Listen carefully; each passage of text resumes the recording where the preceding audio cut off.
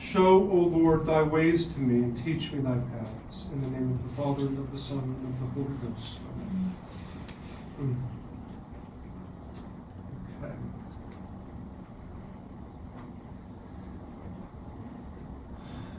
Got a couple of things here. First, a word about the rosary, something that came to mind during Mass this week that I figured I would mention. And that's the particular benefit of the public recitation of the rosary. As we know from the secret of the rosary, St. Louis de Montfort points out that whereas when we pray a rosary alone, it's one rosary. When you pray together, it's however many are praying times that number. So if you have 5 praying together, it's 25 rosaries. You get credit for it. If you have, let's say, 10, that's 100.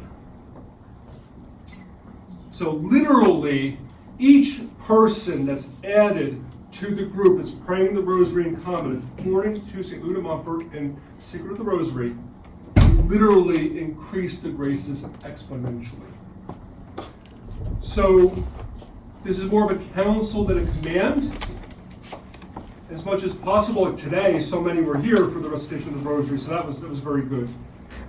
And even if you're always here for the rosary before Mass, you may not be aware of this, or may not be thinking of it. You may have heard it years ago, but now this is the first time in a while. It's something to be aware of.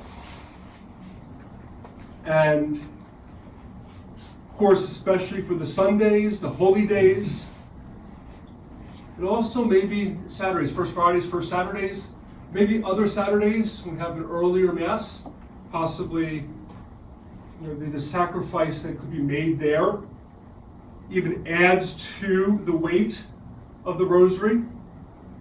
There was a traditional priest who used to be friendly with the SSPX years ago who said that even praying the 15 decades of the rosary a day is average.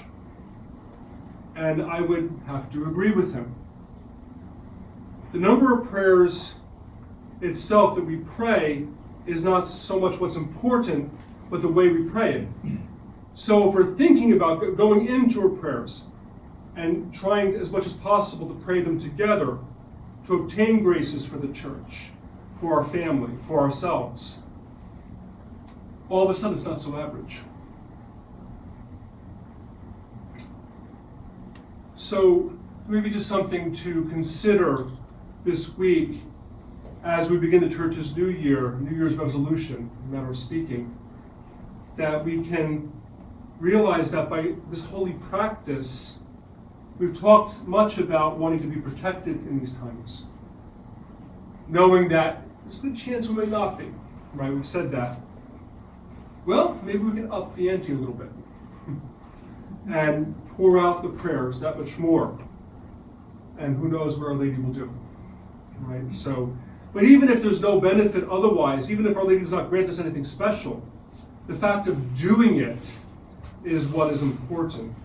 The fact of realizing that we're doing more for the church, we're doing more for souls when we are together, when we make that sacrifice, get here a little bit earlier, those who can do that. Though some are coming from a great distance.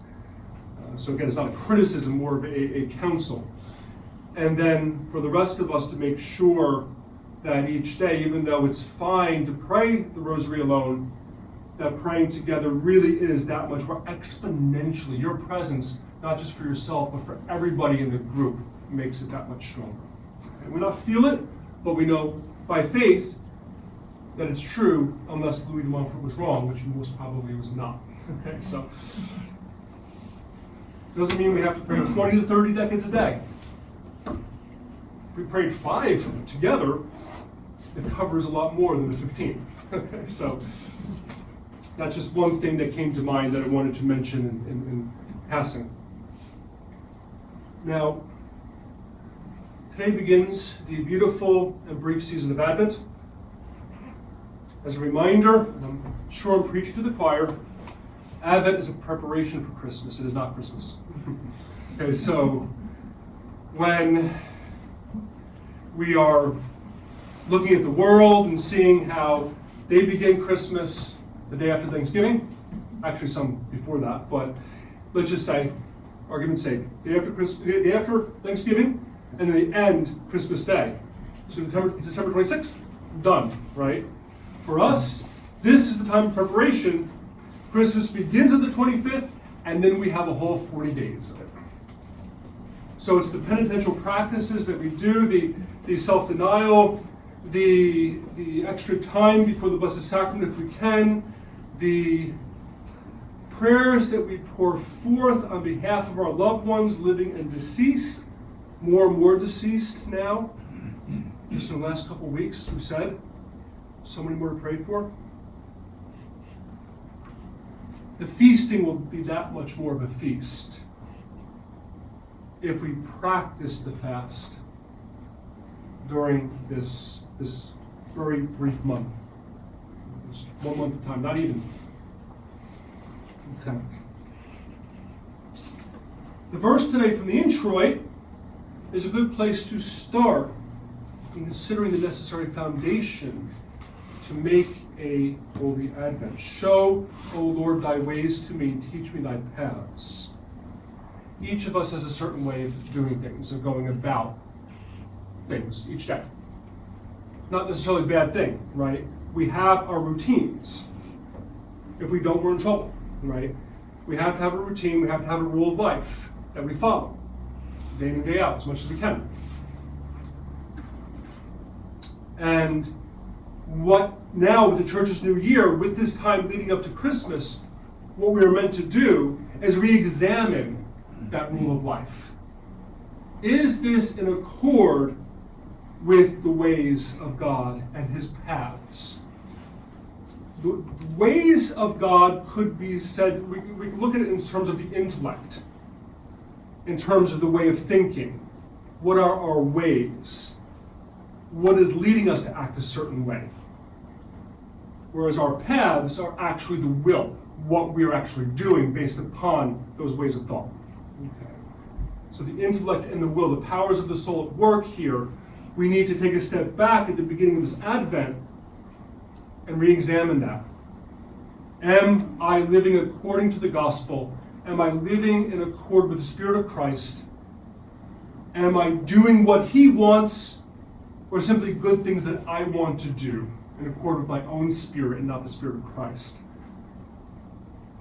We can envision making this request of God, and he shows us the picture that we have painted over the last year. You know how children, how they paint, or they color. And all of a sudden the sun is gray, or the sky is green, or purple. Every color is not what it's supposed to be, right? Maybe we have given some effort, right? And the picture is there, but it's completely not the right colors. When it's children, it's cute, right? But when it's God, he's going to demand an account. With God, he's going to say, okay, I gave you this color for this part of the picture. I gave you this color for this part of the picture. Why did you use that color? Answer me, right? So this is maybe one way to look at it. To think of it as children. And as children always want to be doing better. They want to color within the lines, right? They want to stay within a certain framework, even though they might fail miserably at it. In their mind, they've done great, right? And little by little, as they get older, they say, wait a minute, that was me, I did that, right? So each year we want to see the picture is getting closer to what it's supposed to be. If we don't have a rule of life, we're just getting a different picture, our own picture. We're making it up as we go along. If we have a rule of life, but we're not really following it, we're falling away from it, we're getting out of the lines. And then if we're replacing it at our own will, we're just changing the colors.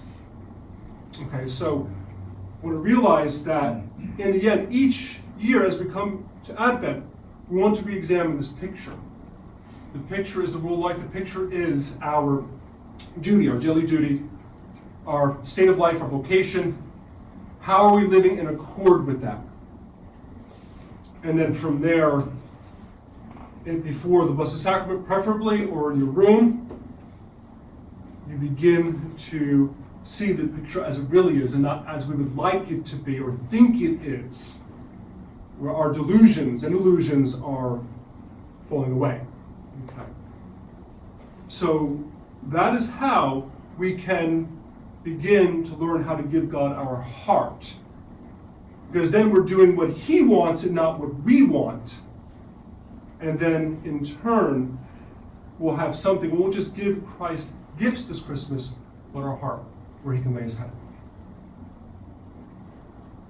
So even though it's a very brief season here, we have an opportunity to re-examine ourselves and look at the foundation and look if we are really following in the Lord's ways and his paths, or simply doing what we want to do. Maybe not committing mortal sin, but still with much to answer for. Okay.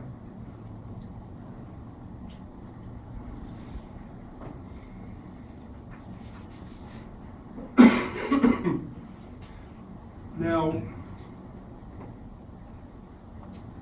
me see here. So, to go with this one here. Of course, another goal is purity of conscience. It will assist us greatly in dying a holy death.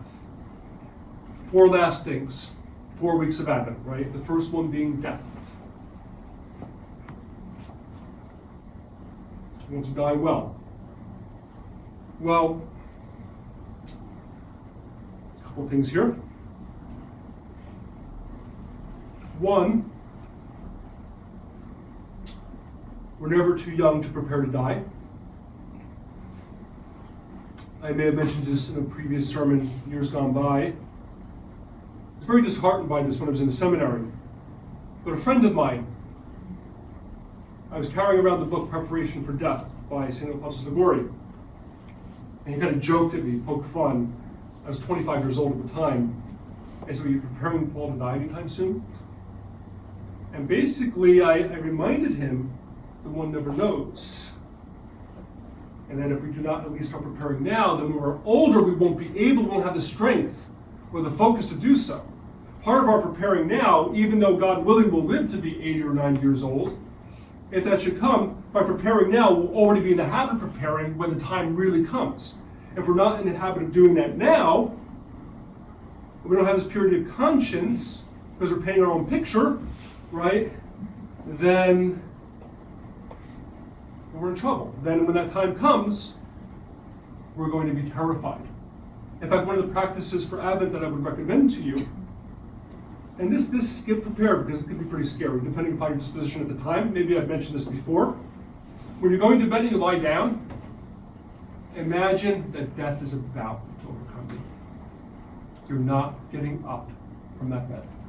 God is going to judge you right then and there. And it's said, not with capital F faith, but lowercase f tradition, that we are judged where we die. So imagine lying there and all of a sudden, Christ is there. Our Lady is there. The devil is there. The guardian angel, patron saint. The whole episode, the whole drama is about to unfold. Because one time that is what's going to happen. But imagine, there's a purpose to this. Imagine that this night, I am not getting up. And then all of a sudden you start squirming and getting up out of bed because you become very afraid all of a sudden. Because you realize, wait, is my conscience really pure? Did I make a good confession last time? Was it really well prepared? You always start asking these questions. Am I really favorable to God, or am I in trouble? Because once I am judged, there is no appeal. This is it, right? So we want to do this at least periodically throughout Advent. And then what happens is, because hopefully, God willing, we are going to get up, right? We say, okay, what if God is saying to me now, I give you one more day. I give you one more week. What have you left undone? What have you done that you shouldn't do? Shouldn't have done? Correct it now, so that when the time comes, you will be ready. And then that helps to get not just examination of conscience, but the firm resolution. So, okay, I'm going to do that rule of life a little bit better now, right? going to start painting the right picture. I'm going to change it. I'm going to change myself here with the help of God. And it will help also to make a good examination of conscience so that we can make at least an annual confession. Many of you have made the general confession at this point, but at least the annual confession, since your last general confession, you have things you can confess where you've fallen away, where right now if you had to die, there would at least be a long purgatory, if not worse. And then you immediately set to work to correct it. And that's a part of your New Year's resolution. Okay. So then finally, imagine rather than Christ's first coming in the manger, this Christmas was about to bring about what he's speaking about in the gospel today, the second coming. Now we know, we just talked about this, it's not the time of the second coming. We know that because the Antichrist hasn't even come yet and there's a period of peace. So we know it's not going to happen that way, but it's still good to think about it as if it was, because for us it might. For a dear friend, an acquaintance, it already has, just yesterday. So we enter into this Advent, knowing however many lukewarm Advents we have made, we can make just really one good one. If we could make this one count. And it's not about doing a lot as much as it is allowing God to do in us, getting out of the way. Lent is more about taking up the cross. Advent's more about getting out of the way so that Christ can lay his head upon us. We don't move, we don't squirm. We let him be there, okay? And we force ourselves to spend time with him. It sounds terrible, right, to say that, but as creatures with original sin, that's the way it is. How often we won't sit still, right? And like children. Sit still. Spend more time with God. Allow him to make the crooked way straight. Allow him to give to you that which to this point you've not really asked with sincerity. You wanted him but wanted self at the same time. Now it's time for us to just want him.